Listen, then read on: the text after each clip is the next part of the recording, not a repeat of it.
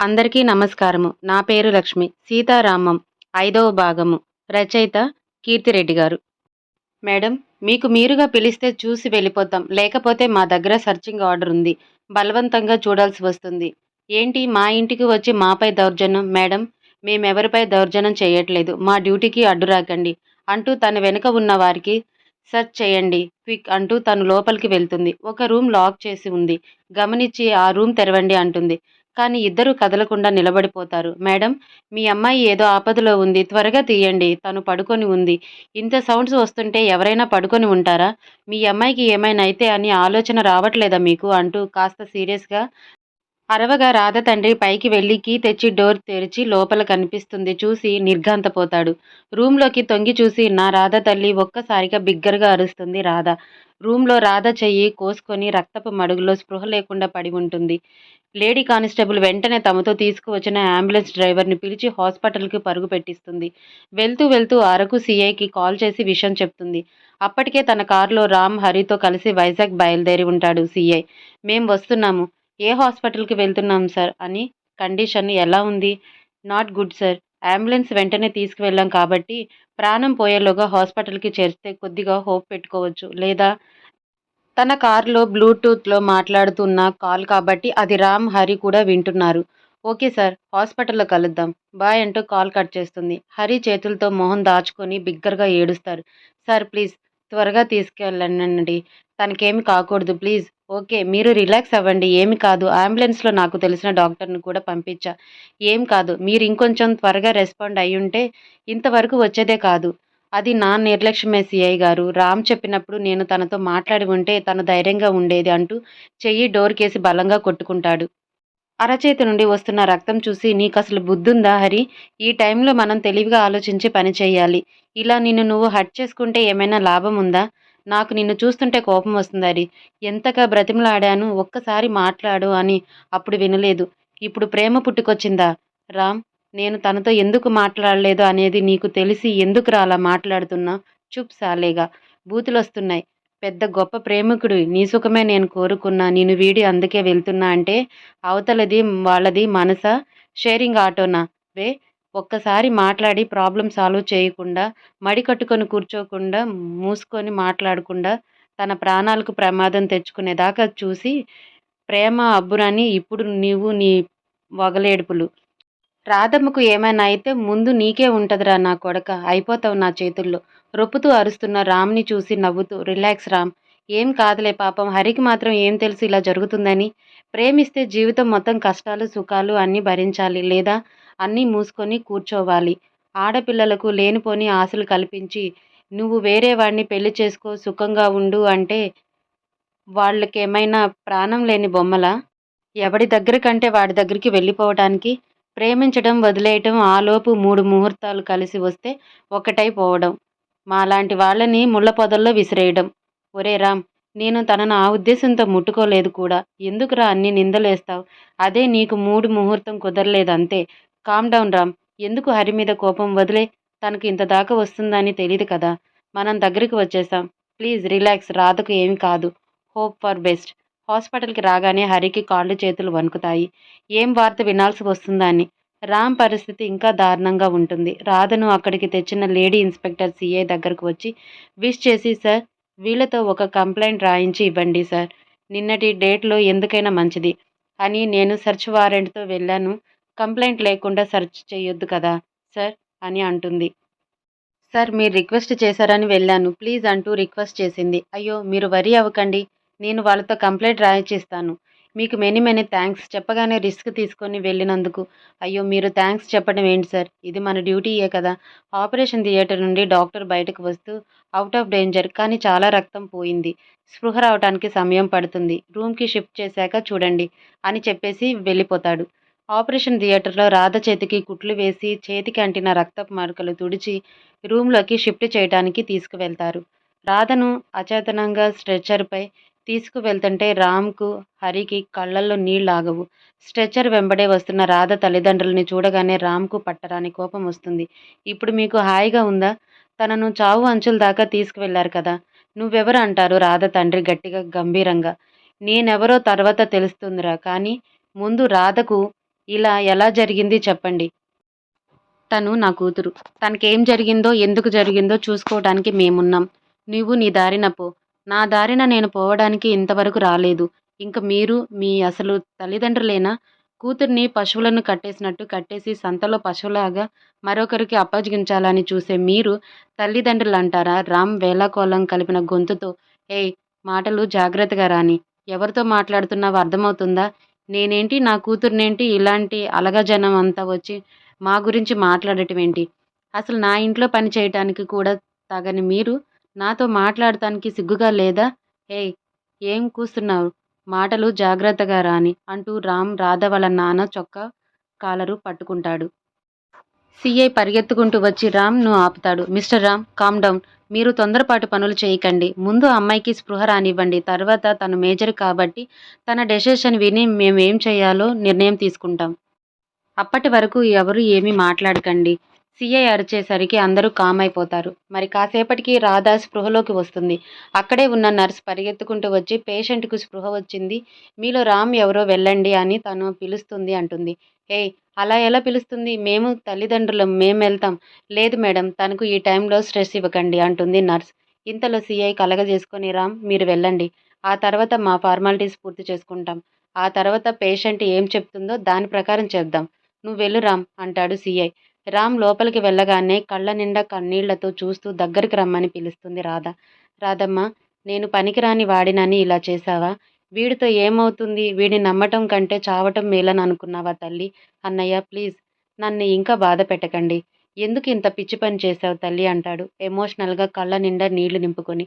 అన్నయ్య నాకీ పెళ్లి ఇష్టం లేదు. నన్ను మీరు ఈ నరకం నుండి తప్పించండి ప్లీజ్. ఈ పిచ్చి పని చెయ్యకముందే నాకు నీ బాధ చెప్పుండొచ్చు కదా రాధమ్మ. నాకసలు ఏదో పిచ్చి పట్టింది. హరితో మాట్లాడాలి అనుకున్నా. ఆయన మాట్లాడకపోయేసరికి ఏం చెయ్యాలో తెలియలేదు. అందుకే, అందుకే ఇంత పెద్ద డెసిషన్ తీసుకున్నావా? సరేలే అయ్యిందేదో అయిపోయింది కానీ, ఇప్పుడు ఏం చేద్దాం అనుకుంటున్నావో చెప్పు. అది అన్నయ్య నన్ను మీతో తీసుకువెళ్ళండి. ప్లీజ్ మీతో ఉంటాను. తర్వాత ఏదో ఒక దారి వెతుక్కొని వెళ్తాను. నువ్వు ఎక్కడికి వెళ్ళాల్సిన అవసరం లేదు. ఈ అన్నయ్యతో జీవితాంతం ఉండొచ్చు. నేను వెళ్ళి సీఐకి విషయం చెప్పి ఏం చేయాలో అడుగుదాం. రామ్ బయటకు వచ్చేటప్పటికి వరుణ్ తల్లిదండ్రి కూడా ఉంటారు. రామ్ బయటకు రాగానే వరుణ్ రూమ్‌లోకి వెళ్ళబోతుంటాడు. ఎవరు నువ్వు? రూమ్‌లోకి ఎందుకు వెళ్తున్నావు? అంటాడు రామ్. హేయ్! ఎంత ధైర్యం నాకు కాబోయే అల్లుడిని పట్టుకొని ఎవరు అంటున్నావా? ఎవరు అల్లుడు? ఎవరు కల్లుడు? మీరు అనుకుంటే సరిపోదు. రాధ మేజర్. అది తన ఇష్టం. ఏయ్! ఎవడ్రా నువ్వు? అసలిక్కడేంటి అంకుల్? ఈ అలగా జనం అంతా అంటూ వరుణ్ రామ్ మీదకు రాబోతున్నాడు. రామ్ ఇంకో అడుగు ముందుకేసి ఏంట్రా వాగుతున్నావ్? అంటూ వరుణ్ కాలర్ పట్టుకోబోయాడు. సీఐ కల్పించుకొని రామ్ అతన్ని వదులు. నేను అమ్మాయితో మాట్లాడి వస్తాను. ఈలోపు మీరు తొందరపడకండి అంటూ రాధ రూమ్‌లోకి వచ్చి రాధతో మీతో మాట్లాడాలి మేడం అంటారు లేడీ కానిస్టేబుల్. ఇంకా సీఐ థాంక్స్ అండి నన్ను టైంకి వచ్చి కాపాడినందుకు అంటూ చేతులు జోడిస్తుంది రాధ. ఇవన్నీ వద్దు కానీ, అసలు మీరు ఇంత పెద్ద నిర్ణయం ఎందుకు తీసుకున్నారు? నాకు మా అమ్మ, నాన్న ఇష్టం లేని పెళ్లి చేస్తున్నారు. అది నచ్చక పెళ్లి నచ్చలేదంటే పెళ్ళికొడుకు ఇష్టం లేదు. అది మీరు మీ పేరెంట్స్‌కి చెప్పారా? ఆ! చెప్పాను. అందుకే రేపు ఎంగేజ్‌మెంట్ అని అప్పటి వరకు బయటకు రావద్దని రూమ్‌లో పెట్టి లాక్ వేశారు. అందుకే భయంలో ఈ పని చేశాను. అయితే ఇప్పుడు ఏం చేయాలనుకుంటున్నారు? నేను మా పేరెంట్స్‌కి నుండి దూరంగా వెళ్ళిపోవాలనుకుంటున్నాను. ప్లీజ్ దీనికి మీరు హెల్ప్ చేయండి. ఓకే. కానీ మీరు ఈ విషయం ఎక్కడైనా ధైర్యంగా చెప్పగలరా? అంటే, అంటే మీ అమ్మానాన్నల ముందు వాళ్ళకే చెప్పాలి కదా సార్! హా! అలాగే. ఓకే. కంప్లెయింట్ కూడా ఇవ్వండి. ఎందుకు? ఎందుకంటే వాళ్ళ దగ్గర మీకు సేఫ్టీ లేదని, అందుకే మీరు బయటికి వెళ్ళాలి అనుకుంటున్నారని, మీరు మేజర్ కాబట్టి మీకు మేము ప్రొటెక్షన్ ఇస్తాము. Thank you sir. Thank you madam. ఇది మా డ్యూటీ. సీఐ బయటకు వచ్చి అందరినీ రూమ్‌లోకి పిలుస్తాడు. మిస్ రాధా గారు మీతో ఉండటానికి ఇష్టపడట్లేదు. తను మేజర్ కాబట్టి తను ఏం చెయ్యాలి అనుకుంటే అది చేస్తుంది. మీరెవరూ బలవంతం చేయకూడదు. ఏయ్! మిస్టర్ ఏంటి వాళ్ళ తరపున వచ్చావా? ఎంత ఇస్తామన్నారు మీకు? కూటికి గతిలేని వాళ్ళు వాళ్ళేమిస్తారు కానీ, రాధను మా ఇంటికి తీసుకువెళ్తాము. ఈరోజే పెళ్లి చేసుకుంటా. దానికి నీకెంత కావాలో అడుగు పడేస్తా అంటాడు పొగరుగా వరుణ్. షటప్ నోరు తెరిచావంటే సెల్లో వేసి మక్కెలిరగ్గొడతా. అసలెవర్రా మధ్యలో దూరిపోతున్నావ్? నేను రాధగారి పేరెంట్స్‌తో మాట్లాడుతున్నా. నన్ను డిస్టర్బ్ చెయ్యకు. మీరు చెప్పండి. మీ అమ్మాయి తనకు మీతో ఉండటం ఇష్టం లేదు అంటుంది. మీరు వెళ్తారా? లేక మేం కేస్ వేస్తున్నాం. ఈ మెకానిక్ గాడు నా కూతురికి మాయమాటలు చెప్పి తనను మోసం చేస్తున్నాడు. మీరు ఎవరినైనా ప్రేమించారా మిస్ రాధా? లేదు. నేనెవరిని ప్రేమించటం లేదు. ఎవరైనా మిమ్మల్ని బలవంతం పెడుతున్నారా? లేదు. నాకు నా ఇష్ట ప్రకారమే చేస్తున్నా. విన్నారు కదా! తన జవాబు. తను ఎవరి కోసం వెళ్ళిపోవటం లేదు. మీ ఒత్తిడి తట్టుకోలేక వెళ్ళిపోతుంది. తనను మీరు బలవంతం చేస్తే మిమ్మల్ని అరెస్టు చేయాల్సి వస్తుంది. జాగ్రత్త. అవసరం లేదు. అది రాత్రి చేసిన పనికి చచ్చినా బావుండేది. ఎందుకు బ్రతికుందో అని ఇప్పుడు బాధపడుతున్నాం. ఒక సంవత్సరం తిరిగేసరికి వాడు మోజు తీరి రోడ్డుపై వదిలేస్తాడు. అప్పుడు ఎక్కడో గుడి మెట్లపై పిల్లలతో కూర్చొని అడుక్కు తింటుంది. ఆ రోజు కోసం ఎదురు చూస్తున్నాం అంటారు రాధ తండ్రి. అసలు మీరు మనుషులేనా? కన్న కూతురు గురించి మాట్లాడాల్సిన మాటలేనా? తనకు అలాంటి గతి నా గొంతులో ప్రాణం ఉన్నంత వరకు రాదు. తోడబుట్టకపోయినా నన్ను ప్రేమగా నోరారా అన్నయ్య అని పిలుస్తుంది. తనకు నేను ఉన్నంత వరకు జీవితం మొత్తం తోడుంటా. సీఐ గారు బాధ్యత నాది. నేను రాధమ్మను తీసుకువెళ్తా. తనకు ఏం జరిగినా మీదే బాధ్యత మిస్టర్ రామ్. ఓకే సార్, తప్పకుండా.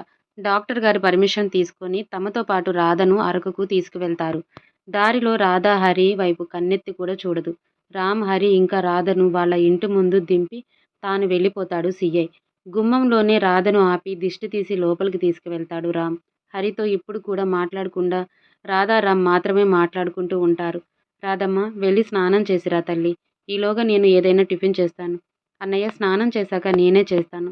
పర్లేదు, నేను చేస్తా. కానీ స్నానం చేసిరా. వేడి వేడిగా తిందువు గాని. నేను చేస్తారా అంటాడు హరి. అక్కర్లేదు. నా వాళ్ళను ఎలా చూసుకోవాలో నాకు తెలుసు. పిరికి పందలతో మాట్లాడడం కూడా నాకు నచ్చదు అంటూ రామ్ కిచెన్లోకి వెళ్ళి ఉప్మా చేసి పాలు కాచి గ్లాసులో తీసుకొని వస్తాడు. ఈలోగా రాధ కూడా స్నానం చేసి బయటకు వస్తుంది. హాస్పిటల్ నుండి వస్తూనే రాధకు కావాల్సినవి డ్రెస్సెస్, మిగతా అవసరం ఉన్నవి అన్నీ షాపింగ్ చేయిస్తాడు Ram. Light pink colour top, white pant వేసుకొని తలారా స్నానం చేసి అప్పుడే విరిచిన గులాబీ మొగ్గల ఉన్న రాధను చూసి కళ్ళ నిండా నింపుకుంటాడు తన చెల్లి రూపాన్ని. హరి రాధ వైపు అలాగే చూస్తున్నా హరి వైపు చూసి, ఏయ్, నా చెల్లిని గుడ్లప్పగించి చూస్తున్నావేంటి? కళ్ళు పీకేస్తా ఎదవా అంటాడు రామ్. ఒరేయ్, నిన్నటి వరకు బావా బావా అంటూ తిరిగావు. ఇప్పుడు ఎదవా అంటావా? ఎందుకు నన్ను దూరం పెడుతున్నావు? మీరిద్దరు కావాలనే చేస్తున్నారు కదా. అన్నయ్య, ఎవరు ఈయన? మీ ఫ్రెండేనా? అవునమ్మా. ఏయ్, ఎక్కువ చేయకండి. నిన్నటి వరకు నేను లేకపోతే చచ్చిపోతానన్నావు. అప్పుడే మర్చిపోయావా నేనెవరో? అయ్యో, మీరు నాకు జ్ఞానోదయం చేశారు కదా. మిమ్మల్ని మర్చిపోకూడదు. చాల్లే, నన్ను ఇద్దరు కలిసి ఏడిపిస్తున్నారు. అయ్యో, మీరు చాలా మెచ్యూర్డ్ కదా. మీరెందుకు ఏడవాల్సి వస్తుంది? మీరు ఏడ్పించేవారు, ఏడ్చేవారు కాదు. పాత మాటలు వదిలేసే రాధి. నా పేరు రాధ. కానీ నేను ఇలా పిలిస్తే నీకు ఇష్టం కదా. అది ఒకప్పుడు, ఇప్పుడు కాదు. అప్పటికి ఇప్పటికీ మార్పేంటో. అప్పుడు నేను ప్రేమించాను, ఇప్పుడు ప్రేమించటం లేదు. మార్పు అర్థమైందా? ఒకసారి పుట్టిన ప్రేమ మనతో పాటే చస్తుంది. అబ్బా, అవునా సార్? మరి నన్ను డబ్బున్నోళ్ళని పెళ్లి చేసుకో, నీ ప్రేమ వాడి డబ్బులు చూడంగానే చచ్చిపోతుంది అని ఒకరు చెప్పారే. ఆ సిచ్యువేషన్ వేరు రాది. సిచ్యువేషన్ ఏదైనా అది మనిద్దరి మధ్యన జరిగిందే కదా. అన్నయ్య, అది మన ఇల్లు కదా. బయట వాళ్ళని వెళ్ళిపోమనండి. నేను తిని టాబ్లెట్స్ వేసుకోవాలి. చాలా అలసటగా ఉంది. నేను కాసేపు రెస్ట్ తీసుకుంటాను. వినపడిందా? తమరు దయచేయండి. రాధా, నువ్వేదో కోపంలో మాట్లాడుతున్నావు. నీ బాధ నేను అర్థం చేసుకోగలను. కొంచెం టైం తీసుకో. అన్నీ సర్దుకుంటాయి. నా బాధ మీకు అర్థం అయ్యిందో ఈరోజు నాకు ఈ పరిస్థితి వచ్చేది కాదు. ఇంకో మాట ఏమన్నారు? అన్నీ సర్దుకుంటాయా? ఒకవేళ నేను చచ్చిపోయుంటే అప్పుడు కూడా అన్నీ సర్దుకుపోయేవా? చివరి మాటలు అంటున్నప్పుడు రాధ గొంతు కంపిస్తుంది. రాధమ్మ, ఏం మాట్లాడుతున్నావు అంటూ రాధ దగ్గరికి వెళ్ళగానే రాధ అలాగే రామ్ గుండెకు తల అంచి ఏడుస్తుంది. రాధ బిగ్గరగా ఏడుస్తుంటే రామ్కు, హరికి కూడా ఏడుపొస్తుంది. రాధమ్మ, కంట్రోల్ తల్లి. జరగాల్సినవి చెడు నిన్నటితో జరిగిపోయింది. ఇంకా ఇవాల్టి నుండి నీకు దీపావళి. సంతోషంగా ఉండు. గతం తలుచుకోకు. ప్లీజ్ మా, ఏడవకురా అంటూ రాధ తాళ నిమురుతూ ఓదారుస్తూ ఉంటాడు రామ్. రాధ కొంచెం తేరుకొని, అన్నయ్య, నేను ఒక వారం రోజులు నీ దగ్గరే ఉంటాను అంటుంది. ఇది నీ అన్నయ్య ఇల్లు. నీ ఇల్లు కూడా. నువ్వు ఏం చేయాలనుకుంటే అదే చెయ్యి. నీ ఇష్టాన్ని కాదనను. కానీ ఎక్కడికి వెళ్తావో చెప్పి వెళ్ళు. నీవు నా బాధ్యత. నువ్వు నాతో ఉండటం నాకిష్టం, కానీ నాతో ఉంటే నీ భవిష్యత్తుకు ప్రాబ్లం అనుకుంటే వెళ్ళొచ్చు. నీ చదువుకు కూడా నేను సపోర్ట్ చేస్తాను. అన్నయ్య, నేను ముంబై వెళ్తాను. అక్కడ నా ఫ్రెండ్ ఉంటుంది. నేను అక్కడే ఎంబీఏ చేయాలనుకుంటున్నాను. సరే తల్లి, నీ ఇష్టం. కానీ హాలిడేస్కి ఇక్కడికి రా. ఎంబీఏ అయిపోయాక మంచి వరుణ్ణి తెచ్చి నీకు పెళ్లి చేస్తాను. నీ ఇష్టం అన్నయ్య అంటుంది ఓరగా హరిని చూస్తూ. హరి లేచి రామ్, రాధ దగ్గరికి వచ్చి ఇద్దరిని కలిపి హగ్ చేసుకుంటాడు. రాధ హరి చేతులను విదిలించి దూరం జరుగుతుంది. హరి బాధగా అక్కడి నుంచి వెళ్ళిపోతాడు. రాధమ్మ వాడు చాలా బాధపడుతున్నాడు తల్లి. నేను పడ్డ బాధ అన్నయ్య అంటుంది. రాధ రామ్ వైపు చూస్తూ. రామ్ ఇంకేం మాట్లాడలేక మౌనంగా చూస్తాడు. రామ్, హరి ఎవరు పనులపై వాళ్ళు వెళ్ళిపోతారు. ఆ రోజు రాత్రికి భోజనం టైంలో కూడా రాధ హరి వైపు కన్నెత్తి చూడదు. హరికి చాలా బాధగా ఉంటుంది. కొంచెం తిని అన్నం ప్లేట్లోనే చెయ్యి కడిగేసి వెళ్ళిపోతాడు. రామ్ ఆపడానికి చూస్తే ఆకలి లేదు అంటాడు. ఉదయం నుండి ఏమీ తినలేదు, ఆకలి ఎందుకు లేదు అంటాడు రామ్. సమాధానం చెప్పకుండానే తన ఇంటికి వెళ్ళి పడుకుంటాడు. రాధ మాత్రం తనకేమీ పట్టనట్టు తింటుంది. మరుసటి రోజు ఉదయం రామ్ హరిని లేవటానికి వెళ్తాడు. కానీ హరి అప్పటికే బయటకు వెళ్ళిపోయి ఉంటాడు. తిరిగి వచ్చిన రామ్ హరికి ఫోన్ చేస్తాడు. రామ్ నెంబర్ చూసి ఫోన్ లిఫ్ట్ చేసి హలో అంటాడు హరి. ఏంటి బావా, ఎక్కడికెళ్ళావు? షెడ్ దగ్గరికి వచ్చా రామ్. ఇంత త్వరగా వెళ్ళావు షెడ్కి, ఎందుకు వెళ్ళావు? అర్జెంటుగా డెలివరీ ఉంది. టూరిస్టులు కారు వాళ్ళు త్వరగా వెళ్ళాలంట, అందుకే. ఎప్పుడు వస్తావు ఇంటికి? రాత్రికి. ఏ ఇప్పుడు రావా? రాను రామ్, రాత్రికే వస్తాను. ఏ ఎందుకు? వచ్చి నేను చేసేదేం లేదుగా. బావా, ఏదో తను కోపంలో ఉంది, నువ్వు అలగకు. కొంచెం కోపం తగ్గాక నేను నచ్చచెప్తాలే. వద్దు రామ్, తన ఇష్టం వచ్చినట్టు తనని ఉండనివ్వు. నేను చేసింది తన దృష్టిలో అంత పెద్ద తప్పైతే నాకు ఈ శిక్ష కరెక్టే. ఇందులో నీవు చెప్పేదేముంది? వదిలేయ్ రామ్. నీవు తిండి కూడా తినకుండా ఎన్ని రోజులిలా? లేదులే, ఇక్కడ ఏదైనా తెప్పించుకొని తింటాను. నువ్వు బయట ఫుడ్ తినవు కదా బావా. నాకు తెలుసులే. కానీ నేను వెళ్ళేటప్పుడు బాక్స్ పెట్టుకొస్తాలే. నీ ఇష్టం రామ్ అంటూ కాల్ కట్ చేస్తాడు. రామ్ మాటలు వింటూ రాధకు కొంచెం బాధగా అనిపించినా మళ్ళీ తాను పడ్డ బాధ గుర్తుకు రాగానే కఠినంగా మారిపోతుంది. రామ్ స్నానం చేసి వచ్చి టిఫిన్ లంచ్ ప్రిపేర్ చేస్తూ ఉంటాడు.